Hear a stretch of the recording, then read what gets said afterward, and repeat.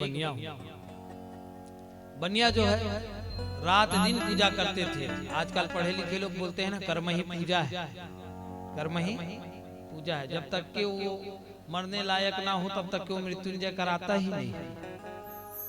कर्म ही पूजा है, कर्म ही पूजा है। अरे भैया नहाना जरूरी है लेकिन उसके साथ शरीर को लगना भी जरूरी। उसी प्रकार कर्म के साथ पूजा करना भी जरूरी है। क्यों आप ये साबुन सोडा क्यों लगाते हो तन पे, क्यों घसते हो? पानी बस नहीं डाल लेते? आंख को ऐसे धोने से गंदगी दूर नहीं होता जब तक कि उसको हाथ से मला ना जाए।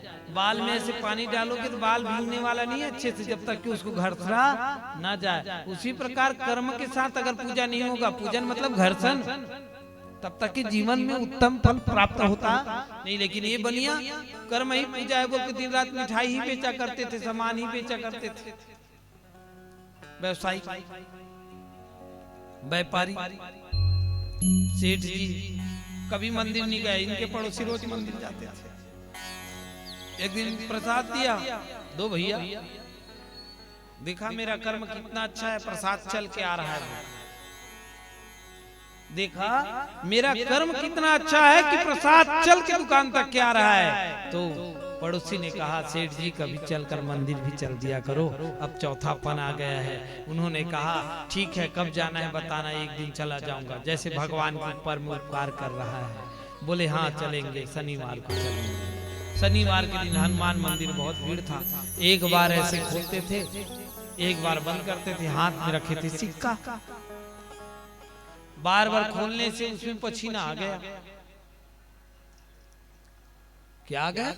पसीना। पसीने आने से दान पेटी के पास जाकर के बोले ओ सिक्का भैया तुम रोते हो, लेट से बोल चलो चले वापस, चलो चलते हैं वापस। पड़ोसी ने पूछा दान पेटी में सिक्का डाला? बोले सिक्का रोता है ना इसलिए नहीं डाला। पड़ोसी समझ गए ये अव्वल नंबर का कंजूस, एक नंबर का कंजूस। तो उसको ले गए संत के पास, वल्लभाचार्य के पास। वल्लभाचार्य के पास ले गए तो वल्लभाचार्य ने कहा तुमको 1 रुपया खर्चा नहीं लगेगी, एक पूजा सिखा देता हूँ, ध्यान पूजा। और ध्यान पूजा उनको सिखा दिए।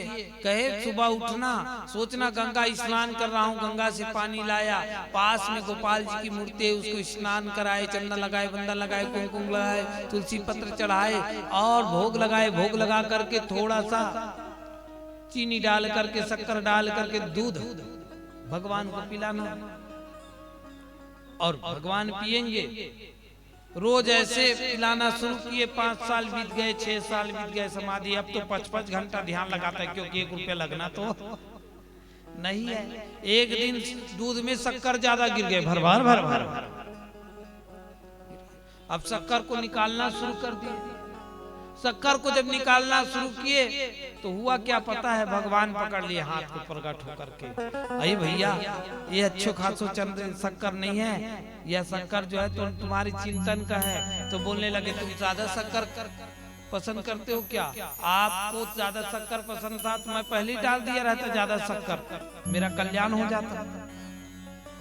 बोले मैं ज्यादा शक्कर या कम शक्कर के कारण नहीं प्रसन्न हुआ हूँ, मैंने इसलिए प्रसन्न हो गया आज कि आप जो ये दूध को, ये शक्कर को, ये पूजन को सत्य मान लिया और 1 मिनट में ही मैं तुम्हारे सामने प्रकट हो गया।